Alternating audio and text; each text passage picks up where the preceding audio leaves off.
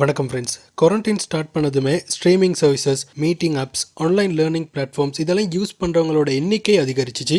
அதே மாதிரி தான் கேம்ஸ் ப்ளே பண்ணுறவங்களோட எண்ணிக்கை, அவங்க கேம்ஸ் ப்ளே பண்ணுற டியூரேஷனும் ரொம்பவே அதிகரிச்சிருச்சு. இதோட ஸ்டார்ட் ஆன ஒரு விஷயம் தான் இந்த கிராஃபிக் கார்ட்ஸ் தட்டுப்பாடு. பட் இந்த ஜிபியூ ஷார்ட்டேஜ் உருவாகிறதுக்கு நிறைய காரணங்கள் இருக்கு. அதில் முதலாவது காரணம் தான் கொரோனா வைரஸ். சைனால இந்த கொரோனா வைரஸ் முதலாவதாகவே அவுட் பிரேக் ஆகுனதும் உங்களுக்கு தெரியும். சைனால தான் நிறைய எலக்ட்ரிக் பார்ட்ஸ் மேனுஃபேக்சர் பண்றாங்க. அதாவது ஜிபியூக்கு தேவையான அந்த பார்ட்ஸ் உள்ளுக்குள்ள சின்ன சின்ன எலக்ட்ரானிக் பார்ட்ஸ் எல்லாமே பொதுவாக சைனால தான் உருவாக்குறது. ஸோ அங்கே இந்த பார்ட்ஸோட மேனுஃபேக்சரிங் ஸ்டாப் ஆகினதுமே ஈவன் வெளிய நாடுகளில், உதாரணத்துக்கு தாய்வான்ல உள்ள ஒரு ஜிபியூ மேனுஃபேக்சர் பண்ற ஃபேக்டரியில கூட ஜிபியூ உருவாக்க முடியாத நிலைமை உருவாக்குச்சு. அதே மாதிரி தான் இந்த ஷிப்பிங் ப்ராப்ளம். நிறைய கண்ட்ரீஸ்ல ஹார்பர்ஸ், ஏர்போர்ட்ஸ் எல்லாமே மூடிட்டாங்க. ஸோ அதுக்கு பிறகு ஈவன் அந்த பார்ட்ஸ் எல்லாம் மேனுஃபேக்சர் பண்ணா கூட அதை கண்ட்ரி டு கண்ட்ரி டிரான்ஸ்போர்ட் பண்றதுல நிறைய பிரச்சனை உருவாக்குச்சு. அதே மாதிரி தான் கடந்த 2 வருஷத்துல நிறைய கிரிப்டோ கரன்சிஸோட டாஜ் காயின், ஈத்தீரியம் இந்த மாதிரி கிரிப்டோ கரன்சிஸோட வேல்யூ அதிகரிச்சுக்கிட்டே போகுது. இதனால அதுல இருந்து லாபம் எடுக்கிறவங்க எல்லாமே அந்த காசை திரும்ப இன்வெஸ்ட் பண்றாங்க மைனிங்க்கு. அதாவது கிராஃபிக் கார்ட்ஸ் வாங்கி அதை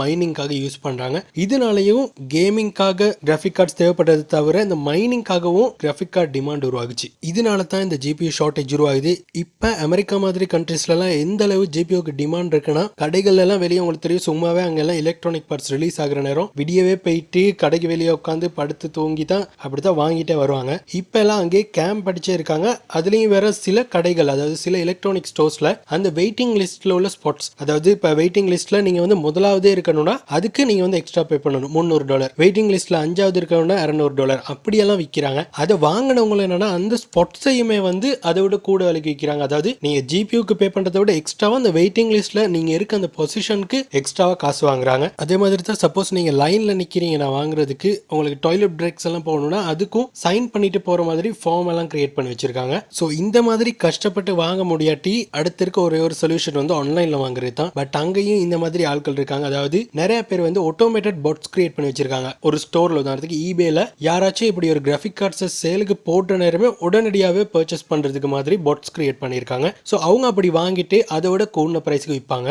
பட் இனிஷியலா இந்த டிமாண்ட் உருவாகுனது என்விடியாவோட 3000 சீரிஸ்க்கு தான். ஏன்னா அது ரிலீஸ் ஆகினதுமே யாரும் எதிர்பார்த்திருக்காத மாதிரி அதோட பெர்ஃபார்மன்ஸ் ரொம்பவே அதிகமா இருந்துச்சு. அதாவது அதுக்கு வந்த சீரிஸை விட இந்த 3000 சீரிஸ் பெர்ஃபார்மன்ஸ் ரொம்பவே அதிகமா இருந்துச்சு. ஆனா இப்போ என்விடியாவோட மிட் ரேஞ்ச் கார்ட்ஸ்க்கு கூட ரொம்பவே டிமாண்ட் அதிகமாகி இருக்கு. ஸோ உங்கள்கிட்ட எல்லாம் எக்ஸ்ட்ராவா கிராஃபிக் கார்ட்ஸ் இருந்துச்சுன்னா அதை விற்கிறதுக்கான பெஸ்ட் டைம் இதாக தான் இருக்கும். ஈவன் நீங்கள் 2019 வாங்கின ஒரு கிராஃபிக் கார்ட்ஸை கூட இப்போ நீங்கள் வாங்கின ப்ரைஸ்க்கே விற்கலாம். ஸோ இந்த பிரச்சனை எப்போ சால்வ் ஆகும், எப்போ நாங்கள் திரும்ப நார்மல் ப்ரைஸ்க்கே கிராஃபிக் கார்ட்ஸ் எல்லாம் வாங்கலாம்னு கேட்டால், இப்போ இந்த கொரோனா வைரஸ்னால இந்த மேனுஃபேக்சரிங்க்கு எந்த ஒரு பிரச்சனையுமே இல்லை. எல்லா ஃபேக்ட்ரிஸுமே ஒர்க் பண்ணுது. ஸோ மேனுஃபேக்சரிங் சைடில் எந்த ஒரு ஷார்ட்டேஜும் இல்லை.